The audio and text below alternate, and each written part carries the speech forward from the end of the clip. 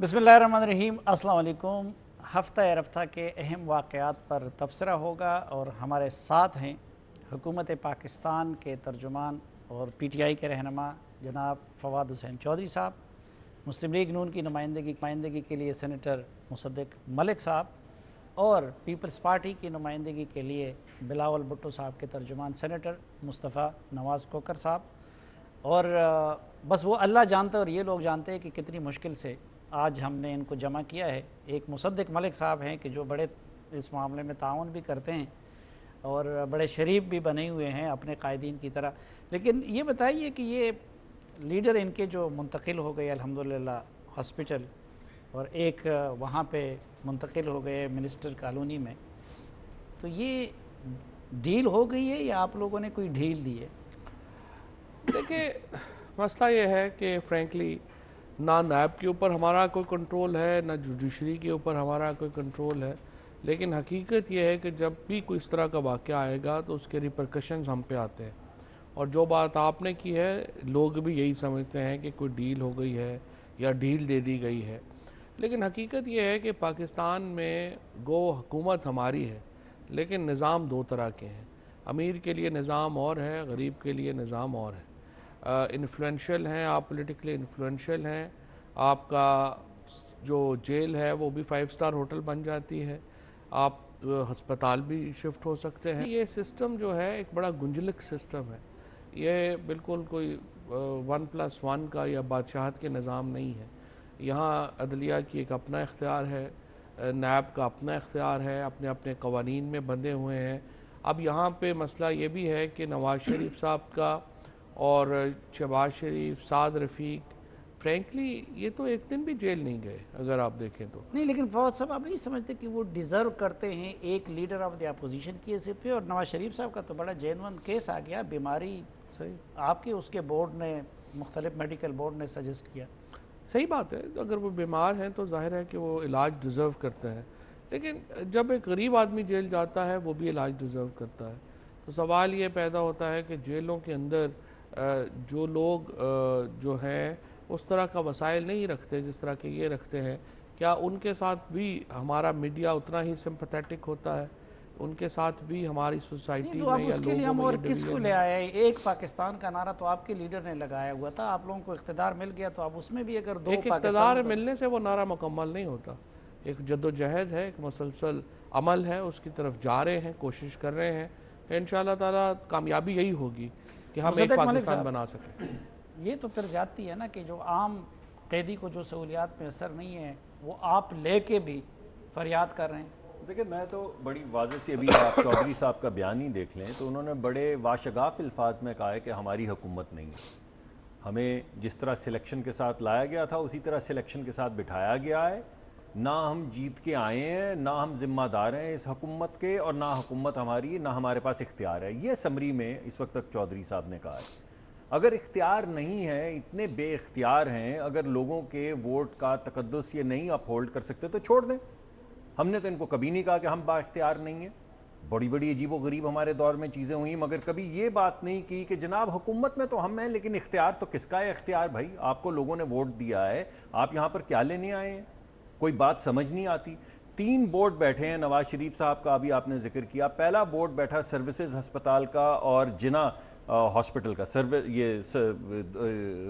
ये कॉलेज और हॉस्पिटल का, जिसके अंदर हेड ऑफ द डिपार्टमेंट, पहले प्रिंसिपल को उसका हेड बनाया गया, head of medicine, head of nephrology, 4 लोगों का बोर्ड बनाया गया। उन्होंने कहा कि बहुत ज़्यादा ये बीमार हैं, इनको हर हफ्ते एंजाइना हो रहा है, यानी जो दिल की तकलीफ़ होती है वो हो रही है, इनको हस्पताल मुंतकिल किया जाए। इनको यकीन नहीं आया, इन्होंने एक और बोर्ड बना दिया, इस दफ़ा पंजाब इंस्टीट्यूट ऑफ कार्डियोलॉजी का। वहाँ पे भी 4 प्रोफेसर्स का बोर्ड बनाया। उन्होंने यही कहा कि इनकी तबीयत ठीक नहीं है, इस वक्त एडवांस्ड किडनी की डिजीज़ हो चुकी है, डायबिटिक हैं, हाइपरटेंसिव हैं और हर हफ्ते इनको दिल की तकलीफ़ हो रही है।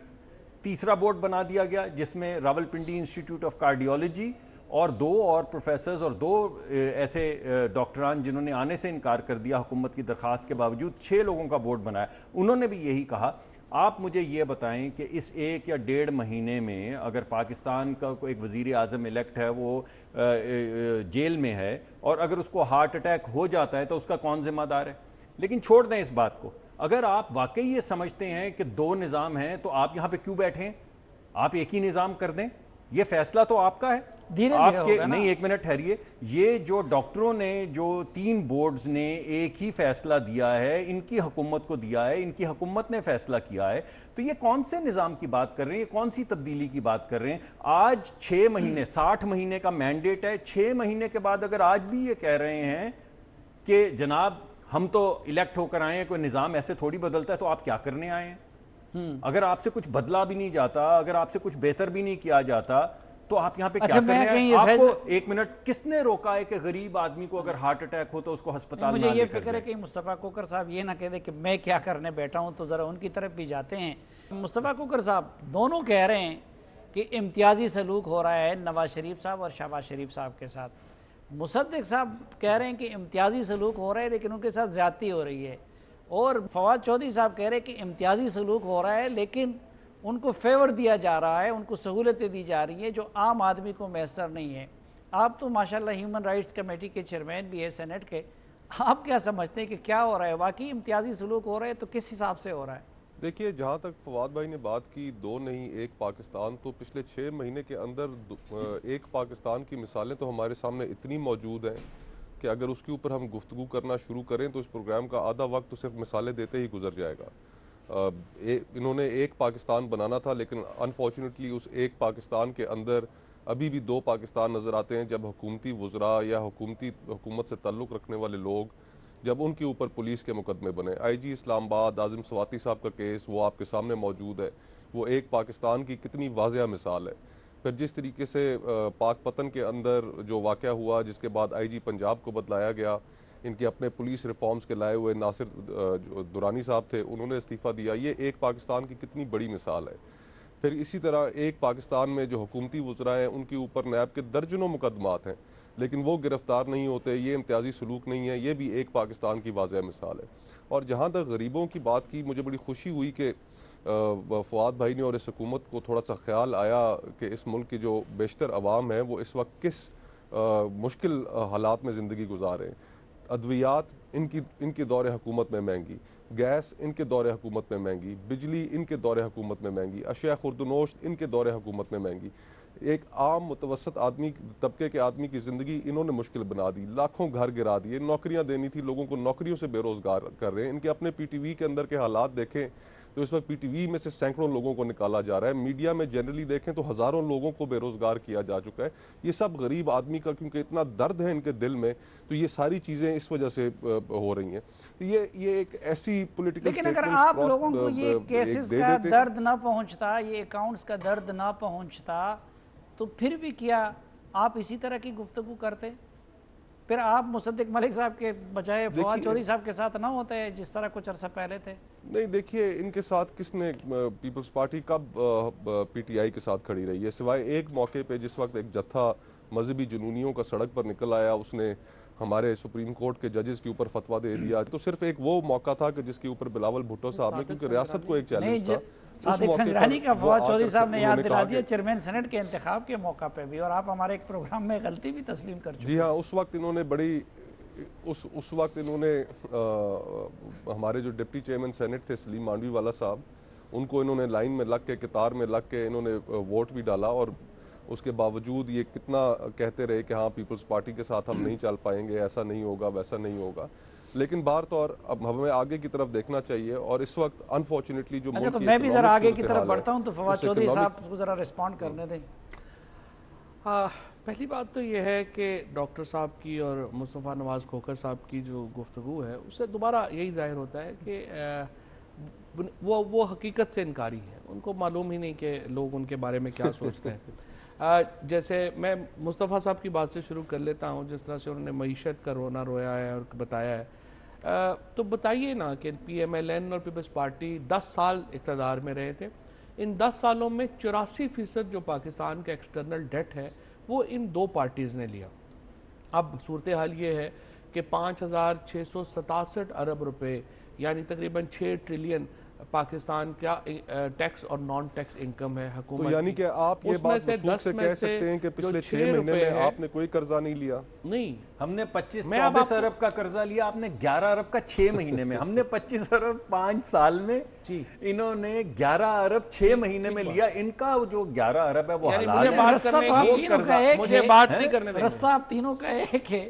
نہیں لیکن نہیں صرف نہیں ریشو فرق ہے، کا فرق ہم نے تو ہم نے جو 25 ارب لیا اس کا 2000 ارب روپیہ تو آپ کو چاہیے سال کا صرف ان دونوں نے جو قرضے لیے ہیں ان کی قسطیں دینے کے لیے. کتنے ارب؟ 2000 ارب 2,000 2 billion trillion rupees. 2 trillion rupees آپ کے چاہیے صرف آپ کے قرضوں کا سود دینے کے لیے. اچھا تقریباً 6 ارب روپیہ یعنی روزانہ کا آپ کو چاہیے ہے، جو ڈاکٹر مصدق ملک صاحب اور مصطفیٰ نواز کھوکھر صاحب اور خصوصاً مصدق ملک صاحب انہوں نے جو ہمارے ساتھ کیا. اس کے بعد آ کر کے میں تو ان پہ حیران ہوں کہ یہ یہاں پہ بیٹھتے ہیں اور گفتگو کرتے ہیں، ہمیں بھاشن دیتے ہیں اکانومی کے اوپر کہ کیا ہے کیا نہیں ہے. اگر دوائیاں مہنگی ہیں تو کیوں مہنگی ہیں؟ اگر آپ حج کو سبسڈی نہیں دے پا رہے تو کیوں نہیں دے پا رہے؟ اگر آپ آج پاکستان کے جو عوام ہیں، آج گیس مہنگی ہے. جس دن ان کے ایک انتہائی لائق فائق وزیر خاقان عباسی صاحب نے گیس اور گیس کی وزارت سنبھالی تھی تو پیپلز پارٹی کی حکومت میں بڑی خرابیاں تھیں، لیکن گیس کے اوپر 1 روپیہ بھی قرضہ نہیں تھا. آج جب ماشاءاللہ یہ چھوڑ کے گئے 157 ارب روپے کا قرضہ جو ہے وہ اپنی دونوں S N G P L اور ایس این خرچہ دوستوں بھی جی فواد صاحب میرے گھر کا 37,000 گیس بل پہ آیا نہیں ہے. تھا، گیس پہ نہیں 37,000 بل میرے گھر کے گیس ہاں کا. تو کیوں آیا ہے؟ اس لیے کہ یہ جو دونوں آپ جونکیں ہم سے چمٹی رہیں 10 سال اور انہوں نے جو لہو پیا آپ کا، اس کی تکلیف آپ کو احساس ہو رہی ہے. اب ہم آپ سے یہ کر رہے دیکھیں بات ہیں، ہم کیا کر رہے ہیں؟ ہم کوشش کیا کر رہے ہیں؟ ہم جب دو پاکستان کی بات کرتے ہیں، ہم بھی ذرا دو پاکستان کی بات کر لیں. ایک منٹ دو نہیں، ایک پاکستان کی جب ہم بات کرتے ہیں، جب تک ان جونکوں کو ہم ہٹا کے ان کو کچل نہیں دیں گے اور پاکستان ادھر تو آپ خود رونا رو رہے ہیں کہ جی ان کو سہولتیں دے رہے ہیں. بات تو سنیں یار، آپ ان سے کیا نکالیں؟ چودھری صاحب کا 1-on-1 انٹرویو نہ کریں. ہم نے تو 25 ارب جو ہم پہ کہہ رہے ہیں لیا تو 11,000 میگا واٹ لگائے. ہم نے تو 1.2 بلین کیوبک فٹ گیس کو پروڈیوس کی. گیس تھی نہیں تو گیس کے اوپر قرضہ کیا ہونا تھا؟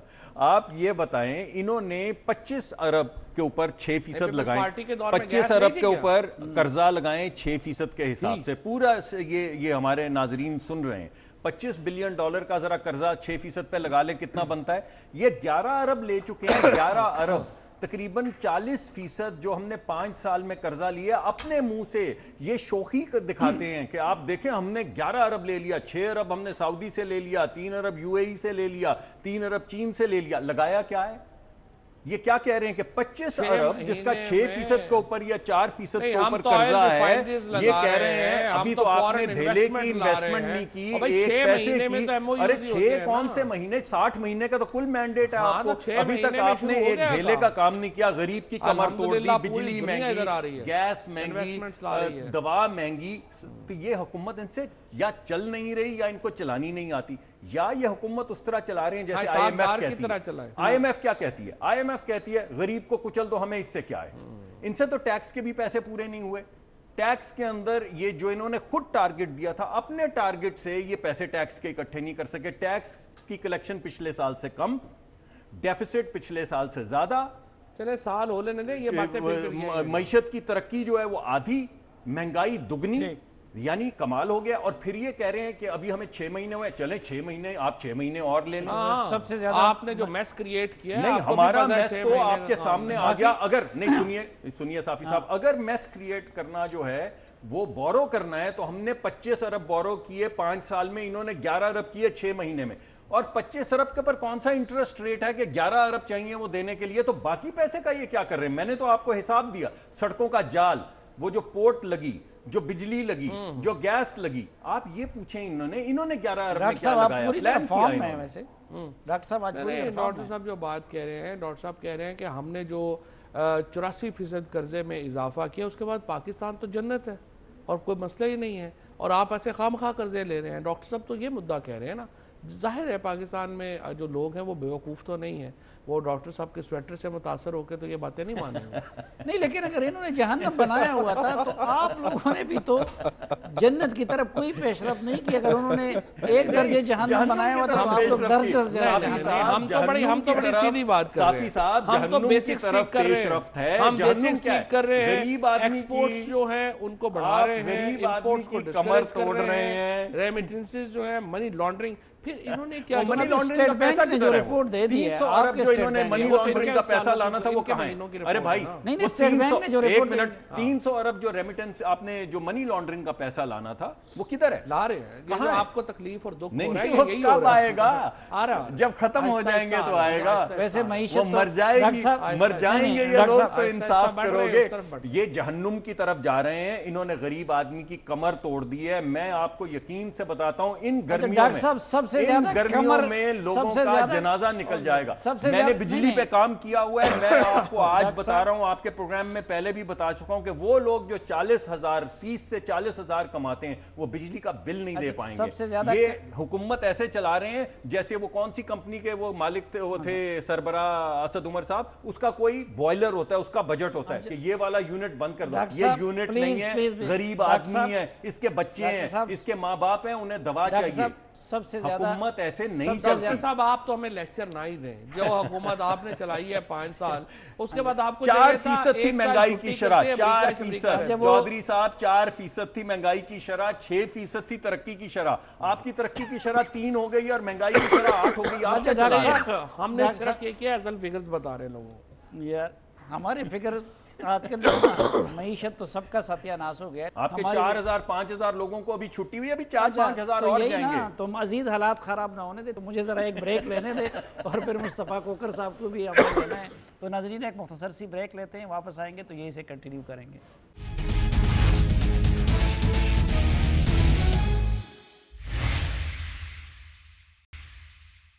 ایک بار پھر خوش آمدید آپ کو جرگے میں۔ مصطفیٰ کوکر صاحب، آپ کے قائد بلاول بھٹو صاحب بھی امریکہ جا رہے ہیں، تو آپ لوگوں کو کیا ڈیل مل گئی ہے یا کہ ڈھیل مل گئی ہے؟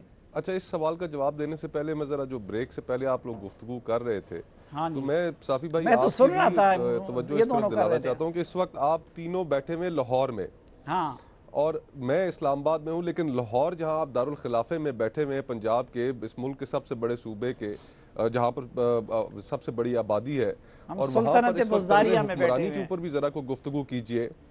ہاں، اور طرز حکمرانی پہ بھی کوئی گفتگو کیجئے۔ بتائیے ذرا ناظرین کو کہ اس وقت بزدار صاحب کی جو حکومت ہے وہ کتنے فراٹے برتے ہوئے کامیابیوں کے مراحل طے کر رہی ہے، کتنے پاور سینٹرز ہیں، 3-4 تو وہاں پر وزرائے اعلیٰ ہیں، حکومت چل نہیں پا رہی، بیوروکریسی کا پورا نظام مفلوج ہوا ہوا ہے، بیوروکریٹس ٹی وی کے اوپر آ کے حکومتی معاملات کو ایکسپوز کر رہے ہیں کہ کس طرح ان کے کام میں مداخلت کی جا رہی ہے، کس طرح ان پہ سیاسی پریشر ڈالے جا رہے ہیں۔ یہ آپ قائم علی شاہ صاحب کی حکومت کی بات کر رہے ہیں جو سندھ میں تھے؟ جی، جو آپ نے قائم علی شاہ صاحب کی حکومت کے اوپر جتنے آپ نے جگت بازی کی تھی، آج اس کا نتیجہ آپ بھگت رہے ہیں۔ ویسے یہ کیا نہیں ہے کہ بزدار صاحب کا ذکر سنتے ہی ان کو قائم علی شاہ صاحب یاد آتے ہیں، اور جب آپ بزدار کا ذکر آپ قائم علی شاہ یاد نہیں آتا؟ یہ کیا چکر ہوتا ہے کہ آپ لوگ جو بھی جس کی بھی حکومت میں سب سے زیادہ شریف کو ڈھونڈ کے آپ وزیر اعلیٰ بنا رہے بقول ان کے، اور یہ تو نئے پاکستان والے تھے، اور اس نئے پاکستان میں ایک ترقی پسند پنجاب اور ترقی پسند لاہور کے اندر انہوں نے ایک ایسا وزیر اعلیٰ لا کے بٹھانا تھا کہ جو پورے پاکستان کے لیے قابل فخر ہوتا، اور آج پنجاب کی آپ حالت دیکھیں۔ نہیں، بزدار صاحب میں مسئلہ کیا ہے مصطفیٰ بھائی؟ موصوف جو ترجمانی کر رہے ہیں، نہیں، مسئلہ یہ ہے کہ اس وقت مجھے آپ پچھلے 6 مہینوں کے اندر بتائیں کہ پنجاب اسمبلی سے کیا ایک بھی قانون سازی کا بل پاس ہوا؟ کوئی قانون اس وقت تک پنجاب اسمبلی سے قومی پاس اسمبلی میں عمران خان صاحب جیسے متحرک انسان ہے، ادھر سے بھی پاس نہیں ہوا، ادھر سے بھی نہیں ہو سکا۔ تو یہ شکل اصل لوگوں کو دکھائی ہے کہ یہ پی ٹی آئی جو باتیں کرنے میں بہت آگے تھی، پروپیگنڈا کرنے میں بہت آگے تھی، جب ان کے کندھوں پر ذمہ داری دی گئی ہے تو اس وقت اندر سے کیا صورتحال نکلی۔ اور تو اور یہ سائیوال واقعہ جب ہوا، جو سانحہ سائیوال ہے، میں تو اس دن حیران رہ گیا جب ہماری ہیومن رائٹس کی کمیٹی میں آ کر پنجاب کے افسران نے جو بریفنگ دی اور پتہ چلا کہ جو جے آئی ٹی بنائی ہے اس جے آئی ٹی کے کوئی ٹرمز آف ریفرنس ہی نہیں ہے، اور یہ اس طریقے سے عوام کو فواد بھائی بھی آ کے ٹی وی کے اوپر سٹیٹمنٹس دیتے رہے, جو پنجاب کے وزیر اطلاعات ہیں وہ بھی دیتے رہے, دیگر وزراء بھی دیتے رہے کہ ہم یہ کریں گے وہ کریں گے. تو جس طریقے سے یہ حکومت پنجاب کے اندر چلا رہے ہیں وہ ان کو ایکسپوز کرنے کے لیے کافی ہے. ذرا اس کے اوپر بھی آپ اپنی رائے دیں, آپ سارے وہاں پر بیٹھے ہوئے ہیں, ذرا بتائیے لوگوں کو. ہاں فواد چودھری صاحب, ویسے میں نے وہ جو مظلومین ہیں ان کے ساتھ پروگرام کیا کل, اور وہ تو کوئی بھی آپ کے اس سے مطمئن نہیں ہے, اور سب یک زبان ہو کے ذیشان کے لواحقین بھی اور وہ دوسرے بھی وہ جوڈیشل کمیشن کا مطالبہ کر رہے ہیں. تو جب نہیں ہے اعتماد, ان کی کمیٹی نے بھی عدم اعتماد کا اظہار کیا ہے. بیرسٹر سیف صاحب کو ہم نے لیا پروگرام میں, آپ کی حکومت کے اتحادی ہے, وہ بھی کہہ رہے تھے کہ یہ JIT جو کچھ کر رہے ہیں اس سے کچھ نہیں بننے والا. تو کیوں نہیں بنا دیتے جوڈیشل کمیشن؟ دیکھیں جو CTD کے 5 لوگ ہیں ذمہ دار, وہ اس وقت جیل میں ہیں, 302 کے مقدمے کا سامنا کر رہے ہیں. جو رول ہے ذیشان کا اس کو ڈٹرمن کرنے کے لیے انہوں نے 30 دن مانگے ہیں. تو مجھے تو نہیں سمجھ آتی کہ کیا اس میں مطلب نہیں, ہمارے ساتھ وہ کہہ رہے تھے کہ ہمیں FIR کی کاپی تک بھی نہیں دے رہے ہیں. نہیں, FIR کی کاپی تو ہر ایک کے واٹس ایپ میں ہے, مجھے نہیں سمجھ آتی کہ اس میں کیا کون نہیں دے رہا. نہیں چلے فواد بھائی ایک چیز کا جواب دے دیں, اور میں سمجھتا ہوں کہ یہ جو سانحہ ساہیوال کے لواحقین ہیں ان کا کم از کم حق ضرور ہے, اور باقی قوم کا بھی حق ہے کہ وہ آپ اس بات کی وضاحت کریں. کیا آپ درست سمجھتے ہیں اس چیز کو کہ جن پولیس اور جن انٹیلیجنس اہلکاروں کے اوپر ان کا الزام ہے کہ ان کے ہاتھوں ان کے رشتہ داروں کا, ان کے پیاروں کا قتل ہوا, ناحق قتل ہوا, انہی سے تفتیش کرائی جائے, انہی کو CTD کے اندر ڈالا جائے؟ کیا یہ تفتیش کسی تیسرے فریق سے نہیں ہونی چاہیے؟ نہیں, JIT تو جو بنی ہے وہ CTD پہ تو نہیں بنی ہے, وہ تو اس میں تو تمام ادارے شامل ہیں. JIT کے اندر آپ JITs تو پرانے پاکستان میں بنتی تھی نا. ریاست مدینہ میں تو امیر المومنین کہتے ہیں کہ دریائے فرات کے کنارے اگر کتا بھی بھوک سے مر گیا تو اللہ مجھ سے پوچھے. ابھی تک عمران خان صاحب ان کے گھر نہیں گئے, ابھی تک سردار صاحب خود ان کے گھر نہیں گئے, آپ نہیں گئے. جانے کا تو پتہ نہیں ہے, وہ تو پرانا شہباز شریف صاحب کا ایک تھا کہ وہ کیمرے وغیرہ لے کے لوگوں کے گھروں میں چلے جاتے تھے, جو میرے خیال میں مناسب نہیں ہے. آپ کیمرے کے بغیر وکٹمز ہیں, جائیں تو دکھ کا اظہار کریں, کیمرے مت لے کر جائیں, ان کے پاس تو جائیں اور جا کے دکھ کا اور غم کا تو اظہار کریں. میں دیکھیے میں یہ کہنا چاہتا ہوں, جب اس طرح کا ایک منٹ دیکھیے اور ان کو ایکسپوز کریں, نہیں ان کو جا کے ان سے افسوس تو کریں بھائی, افسوس تو کریں, ان کو پتا چلے دن دہاڑے لوگوں نے ویڈیو دیکھی, قتل ہو گئے, بچے سڑکوں پہ پڑے رہے. آپ مجھے یہ بتائیں, ایک 12 سال کی بچی کے وہ گواہی نہ دے سکے, اس کو 6 گولیاں ماری گئی قریب سے اور رپورٹ آ گئی. آپ مجھے یہ بتائیے, جب سنیے نہیں میری بات سنیں, جب قتل کا کوئی کیس ہوتا ہے اس طرح آپ ایکسٹرا کانسٹیٹیوشنلی کسی کو قتل کرتے ہیں, بات تو بھائی کر لینے دینا, لیگل پروسیس ہے وہ فالو کیا ٹھیک ہے, ضرور کریں, لیکن میں آپ کو یہ کہہ رہا ہوں کہ جب اس طرح کا قتل ہوتا ہے تو اس کا مطلب ہے کہ پہلے آپ کے اداروں نے یہ ثابت کر دیا تھا کہ دہشت گرد ہیں, وہ ثبوت کہاں ہے آپ بتائیے. پاکستان میں جو جوڈیشل ایکسٹرا جوڈیشل کلنگ کے بانی جو ہیں وہ تو آپ ہیں. نہیں ماشاءاللہ, شہباز شریف تو آپ ان کے رہنما ہیں, جو آپ نے ماڈرن ٹاؤن میں 1600 بندے مارے, رہنمائی آپ کی سامنے آ گئی ہے. ہر مانتے ہیں نا وہ لوگ, آپ کو یاد ہے خیبر پختونخوا کا الیکشن جس دن ایک دن میں 45-30 لوگوں کو قتل کیا گیا تھا. دیکھیں میں آپ سے جھگڑا تو کر نہیں سکتا, تو اس کا مطلب ہے کہ یہ ٹھیک ہے نا, آپ کیمرے میں لوگوں کو بتا دیں کہ یہ ایکسٹرا جوڈیشل کلنگ جو ہے یہ بانی تھے, یہ بالکل ٹھیک ہے, آپ بے فکر ہو جائیں. کیوں بے فکر ہو جائیں آپ؟ آپ کو اس کا جواب دینا ہے. جھگڑے میں آپ بھی کچھ میری بھی جان بچائیں. آپ لوگ جیل میں ہیں 302 کے قتل. ابھی تو شکر کریں, ہم نے آپ کو یہ نہیں کہا کہ بزدار صاحب پہ مقدمہ کریں, پرائم منسٹر پہ مقدمہ کریں. آپ بتائیے کہ وزیر, آپ بتائیے کہ آپ بتائیں ہوم منسٹر مصطفیٰ کی پارٹی نے تو نہیں مروایا نا, کے اوپر اس وقت کیوں نہ مقدمہ کیا جائے؟ مصطفیٰ آپ نے تو نہیں مروایا, ذرا آپ بات کریں. ہاں اچھا, میں آپ کی توجہ اس طرف دلانا چاہتا ہوں کہ کس طرح آپ دونوں کو آپس میں لڑا کے تو یہ خاموشی سے بیٹھے ہوئے پچھلے 2-3 منٹ سے آپ کی لڑائی کا مزہ لے رہے ہیں, اور پھر بیچ میں ایسے بھی کر رہے ہیں, سر پہ ہاتھ لگا رہے ہیں کہ جیسے بڑا انہونی کہ جیسے بڑی انہونی چیز ہو رہی ہے. یہ طریقہ میں نے پیپلز پارٹی سے سیکھ لیا ہے, زرداری صاحب سے سیکھ لیا ہے, زرداری صاحب سے میں نے سیکھ لیا. نہیں یہ بات ٹھیک ہے, اب نہیں لڑیں گے بھائی. اچھا, جیو کے کہنے میں آ گئے. مجھے وہ پہلے سوال کا آپ نے جواب نہیں دیا کہ بلاول صاحب اور آپ بھی ان کے ساتھ جا رہے ہیں, تو ڈیل ہے یا ڈھیل ہے؟ دیکھیے ہم جا رہے ہیں باہر, ادھر امریکہ 5 دنوں کا دورہ ہے, وہاں پہ نیشنل پریئر بریکفسٹ میں بھی وہ شرکت کریں گے. پھر اس کے بعد وہاں پر سینئر جو ایڈمنسٹریشن کے اہلکار ہیں ان سے بھی ملاقاتیں ہیں. پھر اس کے بعد جرمنی میں ایک ینگ لیڈرز کانفرنس ہے, وہاں پر جانا ہے, اور برطانیہ میں آکسفورڈ یونیورسٹی نے انہیں مدعو کر رکھا ہے. تو یہ ہے ان کا پروگرام سرسری طور پہ جس کا مجھے علم ہے.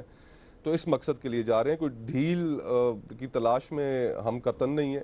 جو ان سے ہو سکے یہ کر لیں, ہم بھی میدان میں موجود ہیں, دیکھ لیں گے یہ کتنا کر سکتے ہیں. آج ان کو بڑا ناز ہے اپنے حکومت میں ہونے پر, تو اس حکومت میں ہم نے بہت سے لوگ آتے جاتے دیکھے ہیں, اور ماشاءاللہ جو ان کے چال چلن ہے ان سے نہیں لگ رہا. اور آپ تو خود یہ کالم لکھ چکے ہیں. انہوں نے کہا حکومت میں آنے کا مطلب یہ تھوڑی کہ نہیں ہمارے پاس نہیں, اور اختیار ڈاکٹر ہے. صاحب وہ تو صافی مانے صاحب تو آج. خود یہ کالم لکھ چکے ہیں, اور اس کالم کے اندر انہوں نے پیشن گوئی کی ہے کہ جو پنجاب کی حکومت ہے وہ 3 ماہ سے زیادہ نہیں چلتی, جو خیبر پختونخوا کی حکومت ہے وہ 6 ماہ سے زیادہ نہیں چلتی. نہیں, میں نے حکومت کے چلنے کی بات نہیں کی, میں نے کہا بزدار صاحب 3 ماہ میں کے بعد نہیں ہوں گے, اور ادھر محمود خان صاحب نہیں ہوں گے. یہ تو بتائیے کہ کون آئیں گے بزدار صاحب کی جگہ. وہ تو فواد چودھری صاحب اور ان لوگوں کی مرضی, بھائی کون آئے گا ان کی جگہ؟ عثمان بزدار صاحب کو اعتماد حاصل ہے ایم پی ایز کا, پرائم منسٹر کا, وہ کنٹینیو کریں گے.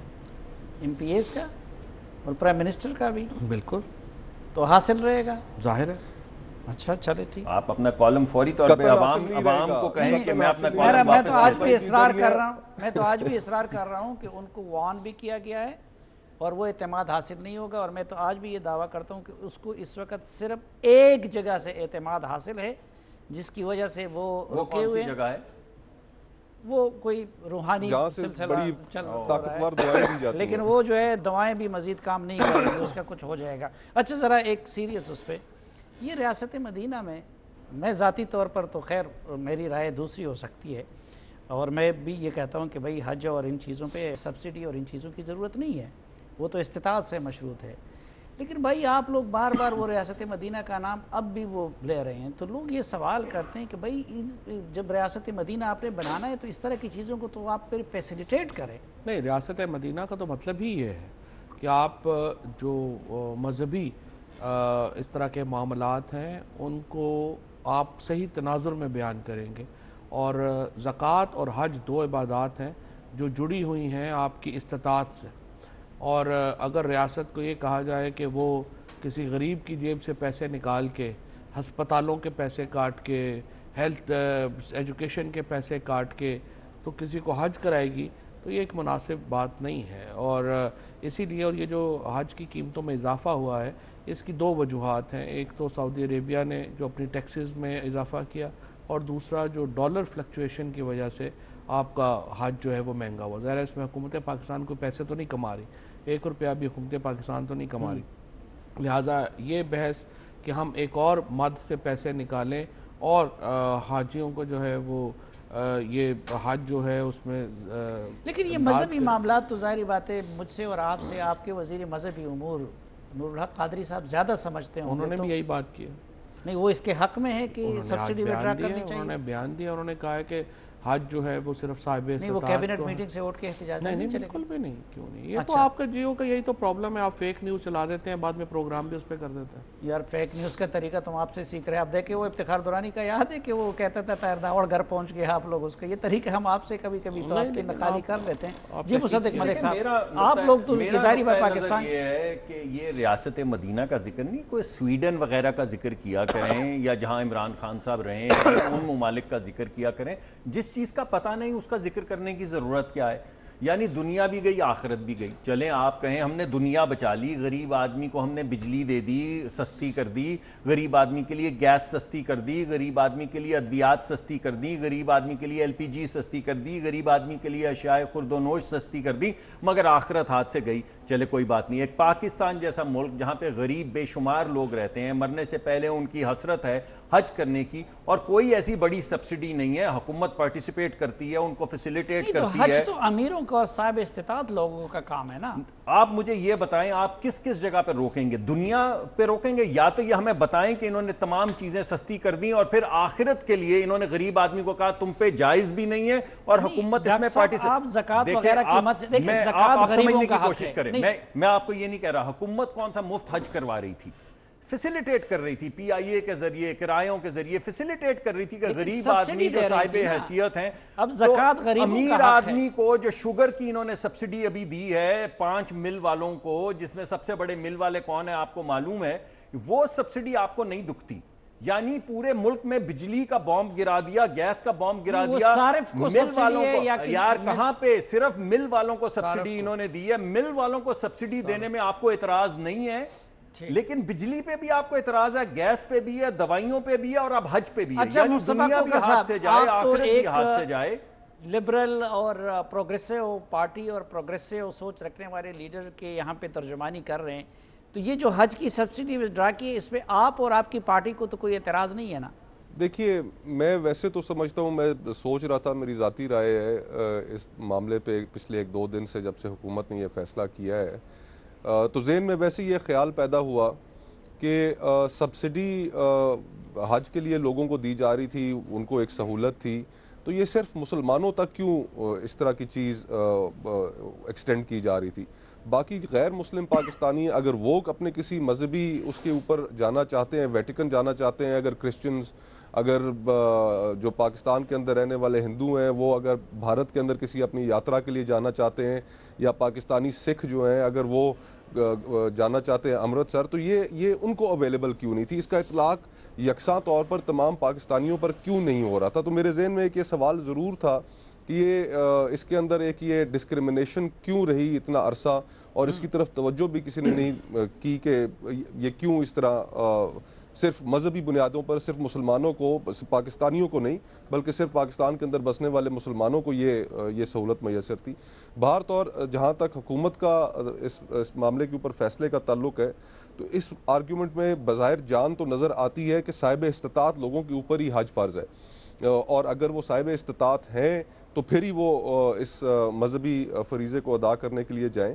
لیکن ہمیں پھر کچھ اپنی جو صورتحال ہے اپنے ملک کی معاشی, اس کو بھی سامنے رکھنا چاہیے. جو ہمارے ہاں غربت کی لکیر سے نیچے جو لوگ ہیں وہ ہمارے ملک میں بے شمار ہیں, اور ان لوگوں کے لیے اگر ایک یہ چھوٹی سہولت تھی تو اس کو پھر یکساں طور پہ اطلاق کرنے تمام پاکستانیوں کے اوپر ہونا چاہیے, اور سبسڈیز دینے میں کوئی حرج نہیں ہے اگر کسی کے لیے سہولت پیدا ہوتی ہے. اچھا, میں ایک دوسرے موضوع کی طرف بھی بڑھنا چاہوں, لیکن ایک سعودی عرب کے ساتھ آج کل آپ لوگوں کے بڑے قریبی تعلقات, آپ لوگ کہتے ہیں, مصطفیٰ کوکر صاحب کہہ رہے ہیں کہ وہ جنرل قمر باجوہ صاحب کو کریڈٹ ہے, آپ لوگ کہتے ہیں ہمارا کریڈٹ ہے, لیکن بہرحال اتنی قربت ہو گئی ہے تو سعودی عرب نے بھی اس کو خود ایک کمائی کا ذریعہ بنایا ہوا ہے, تو آپ سعودی عرب سے کیوں نہیں کہتے کہ یار کچھ ہمارے حاجیوں کے ساتھ آپ مہربانی کر دیں؟ پہلی بات تو یہ ہے کہ یہ تو سعودی عرب کا ایک صرف پاکستان کے لیے فیصلہ نہیں ہے, ان کا ظاہر ہے کہ سارے ایک حج پالیسی ہے ان کی جس کو وہ لاگو کرتے ہیں. سو مشکل ہوگا اگر ہم کہیں کہ ایک ملک کے لیے وہ ایکسیپشن کریٹ کریں اور باقی ملکوں کو وہ اس کے مطابق رکھیں. ان کے لاز ہیں اور ظاہر ہے کہ ہمیں ان کے قوانین کا احترام کرنا ہوگا جو بھی وہ قانون بنائیں گے.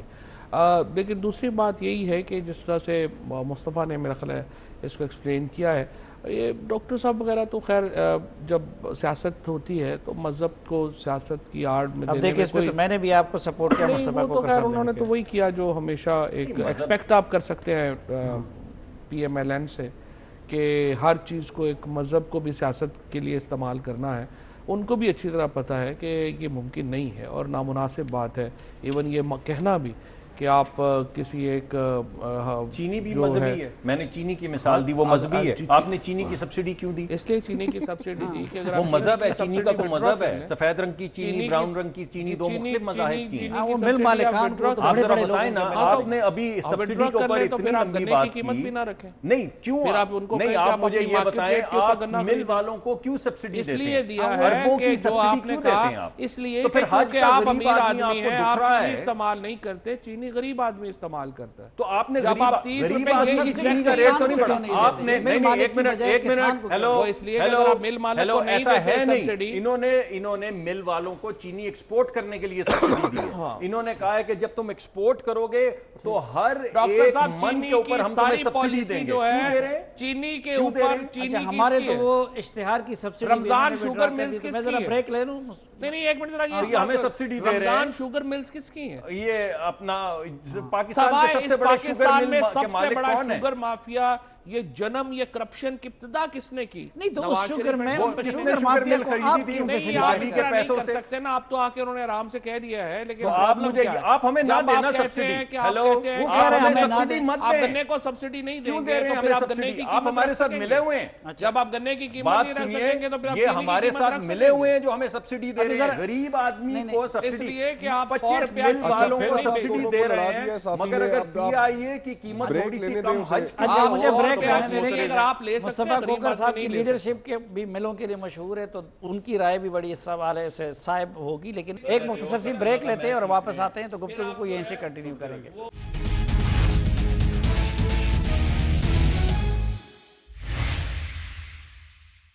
ایک بار پھر خوش آمدید آپ کو جرگے میں۔ جی مصطفیٰ کوکر صاحب، ایک تو یہ بتائیے کہ یہ شوگر ملوں کو جو سبسڈی مل رہی ہے اس پہ آپ کیونکہ سنا ہے کہ پیپلز پارٹی کی قیادت بھی مستفید ہوتی ہے، تو آپ کا کیا موقف ہے؟ الحمدللہ دیکھیں ہماری تو ویسے ساری شوگر ملیں ویسے ہی بند پڑی ہیں، تو اس کے اوپر میں کیا کہہ سکتا ہوں۔ اچھا لیکن اللہ برکت ڈالے، جن کی چل رہی ہیں ان کو مل رہی ہے۔ آپ کی ملوں کا بھی میڈیا والا حال ہو گیا ہے۔ اچھا لیکن آن اے سیریس نوٹ، جو بریک میں جانے سے پہلے گفتگو ہو رہی تھی جس میں فواد بھائی نے بڑا معصوم سا چہرہ بنا کے مسلم لیگ نون کے اوپر الزام لگایا کہ مذہب کو ہمیشہ انہوں نے سیاست کے لیے استعمال کیا، تو ذرا میں ان کی توجہ دلانا چاہوں گا، اور اگر آپ بھی نکال لیں وہ تقریریں عمران خان صاحب کی جو انہوں نے دوران الیکشن کیمپین کی، اور ان تقاریر کے اندر کس طریقے سے انہوں نے مسلم لیگ نون کے خلاف ختم نبوت والا جو معاملہ تھا اس کے اوپر اپنی تقاریر کے اندر ایک بھرپور اس کے اوپر ان کو ٹارگٹ کیا۔ وہ فواد چودھری صاحب اس کے حق میں نہیں تھے، اس لیے خان صاحب نے کچھ اور لوگ جو ہے وہ پارٹی میں شامل کیے یہ بات ٹھیک ہے، فواد صاحب اس کی سپورٹ میں نہیں تھے۔ نہیں فواد بھائی کا تو ہمیں پتہ ہے کہ وہ ایک اچھی اسپیشلی کچھ مذہب فروشوں کو شامل کیا گیا تھا۔ اچھا یہ ایک وقت بھی ہمارا ختم ہے، یہ جو ویزا میں پالیسی میں نرمی کی ہے اور باقی غیر ملکیوں کے لیے پاکستان میں آمد آسان کر دی ہے، اس کو تو آپ لوگ اپریشیٹ کریں گے نا، کیونکہ پہلے سے آپ جیسے لوگ اس کے لیے کوشش کر رہے ہیں۔ ہاں بالکل، دیکھیے بالکل اپریشیٹ کریں گے، حکومت اگر کوئی اچھی چیز کرے گی اس کو بالکل اپریشیٹ کریں گے، اور میں تو یہ سمجھتا ہوں کہ پاکستان ایک بہت خوبصورت ملک ہے، اس میں ٹورسٹس کے لیے ہمیں سہولتیں پیدا کرنی چاہیے کہ وہ اس ملک میں آئیں دیکھیں۔ ہم اگر اپنی صرف نیبرہڈ میں دیکھیں تو انڈیا، سری لنکا، یہ وہ ممالک ہیں جو ٹورزم سے لیکن دیکھنے کا اور مستفید ہو انجوائے رہے ہیں۔ کرنے دبئی کا کی کچھ ہے ایگزامپل آپ کے پاکستان سامنے میں، جس موجود طرح ہے۔ ایاز امیر صاحب نے لکھا ہے۔ نہیں وہ ٹھیک کہہ رہے ہیں آپ، لیکن جو غیر ملکی جو ٹورسٹس ہیں ان کو ہوٹل کے اندر کئی سہولیات میسر ہو جاتی ہیں جو شاید پاکستانی سٹیزنز کے لیے نہیں ہے، لیکن بات اور ہمیں اپنے اس فریم آف مائنڈ سے بھی باہر نکلنا پڑے گا۔ احسن اقبال ٹویٹس کر رہے ہیں کہ اصل میں تو یہ ہم نے کہ کر دیا تھا، پاکستان میں کوئی آدمی نہ آئے۔ ہاں مصدق میرے سے یہ کام تو نہ کریں نا، اچھے کام کو تو اچھا کریں نا، ہر چیز میں ایسے آپ تو اگر صحافی مجھے ہیں، آپ کو معلوم ہے کہ ہم نے یہ شروع کیا تھا، لیکن میں سمجھتا ہوں یہ شلوار قمیض کا نیا ڈیزائن مگر بھی آپ یہ نہیں پہنے سب سے میں آج بھی آپ کو یہ کہہ رہا ہوں کہ ہم نے بے شک شروع کیا ہو، لیکن یہ ایک اچھی چیز سویٹر بھی آپ نے سب سے پہلے نہیں، یہ تو دیکھیں ہر چیز کہتے ہیں ہم نے پہلے نہیں، آپ بھی ان کو کریڈٹ تو دیا کریں نا، وہ فیصلہ تو ان کی حکومت ہے۔ جو کام کہیں کہتے ہیں کہ ہم نے پہلے دیکھیں اگر آپ سے کام نہیں ہوتا تو کیا کرے پھر، اگر پرانے معاملہ شکر کرے خدا کا کہ 5 7 10 سال ہم رہے تاریخ میں پہلی بار ہم نے یہ کیا، وہ کام تو انہوں ہر نے کیا کام یہی کہہ دیتے ہم نے پہلے نہیں نہیں وہ تو انہوں نے کیا تھا۔ ہم نے کہا لبرلائزیشن آف ویزا رجیم چلانا ہم نے چاہیے کیا اس جو یہ ہم نے کا کیا، کہ وہ جو اعلان یہ ہوا کام تھا تو انہوں نے کھولنے کیا کا، لیکن اس کے باوجود میں سمجھتا ہوں کہ یہ بہت اچھی چیز ہے۔ پاکستان کے اندر بہت سے لوگ ماؤنٹینئرنگ ٹریکنگ کے لیے آنا چاہتے ہیں، وہاں پہ ہوٹلز بننے چاہیے، یہ ایک اچھا فیل ہے اور اس کو سراہنا چاہیے اور اس کو سپورٹ کرنا چاہیے۔ ٹھیک، آپ اس کے لیے بھی کچھ کر رہے ہیں کہ بھائی لوگ اٹریکٹ ہو؟ دیکھیں بات یہ ہے آن سیریس نوٹ، جس طرح مصطفیٰ نے بات کی، لوگوں کو آنے دیں، آنے سے ایک معاشرہ کھلے گا۔ ہمارا تو اس وقت ہم ایک کلوز سوسائٹی بن گئے تھے، اسپیشلی ایک سیکیورٹی اسٹیٹ تھے پچھلے 20 سالوں میں، اس میں ہمارا قصور بھی نہیں ہے۔ ایک irregular کانفلکٹ میں جب آپ اتنا لمبا عرصہ انگیج رہتے ہیں تو سوسائٹی ڈیوائیڈ ہو جاتی ہے، ٹوٹ جاتی ہے۔ ہم نے خیر بہرحال پاکستان نے تو ایک بڑی وائبرنٹ سوسائٹی ہونے کا ثبوت اچھا دیا نہیں ہے۔ فواد بھائی، میں اگر آپ کی توجہ دلاؤں میری نظروں سے چند دن پہلے ایک آرٹیکل گزرا، ان تمام حالات کے باوجود جو برٹش بیک پیکنگ سوسائٹی ہے اس نے پاکستان کو ٹاپ ڈیسٹینیشن قرار دیا پوری دنیا میں، بالکل، اور وہ بڑے سیریس بیک پیکنگ کمیونٹی کے اندر ان کی ایک بڑی مضبوط حیثیت ہے۔ تو ایسا نہیں ہے کہ آپ کو بہت زیادہ اپنے اندر تبدیلیاں لے کر آنی پڑیں گی، لیکن ایک سوال اگر میں ایڈ کرتا جاؤں کہ ہمیں دقیانوسی اور یہ سیکیورٹی اسٹیٹ والی سوچ سے باہر نکلنا ہوگا، لوگوں کو اپنے ملک میں آنے دیں۔ یہ جو ایک تاثر قائم کیا جاتا ہے کہ جی کہ لیکن اگر آپ اتنے فرینڈلی انوائرمنٹ بنا رہے ہیں تو پھر یہ کیوں مصطفیٰ بھی باہر جا رہے ہیں، بلاول صاحب بھی باہر جا رہے ہیں، مصدق صاحب بھی اکثر باہر تو اصل میں اپنے اپنے نئی اکاؤنٹ سے نئی جو ہے اپنی پالیسی لینے جا رہے ہیں نا، اگلے سال کی نیا سال آیا ہے نا، کہاں سے تو آ جائیں گے ابھی واپس۔ وہ دبئی جا رہے ہیں، وہ امریکہ جا رہے ہیں، تو امریکہ سے ڈکٹیشن لیتے رہتے ہیں چھوٹی موٹی، آ جائیں گے۔ اچھا ڈاکٹر صاحب، بھائی میرے وہیں تھے جب میں دبئی میں تھا۔ میں تو پی ایس ایل کے لیے گیا تھا، صبح گیا ہوں شام کو واپس۔ بہت شکریہ ناظرین، پروگرام سے متعلق اپنی رائے سے آگاہ کرتے رہیے، اجازت دیجیے، اللہ حافظ۔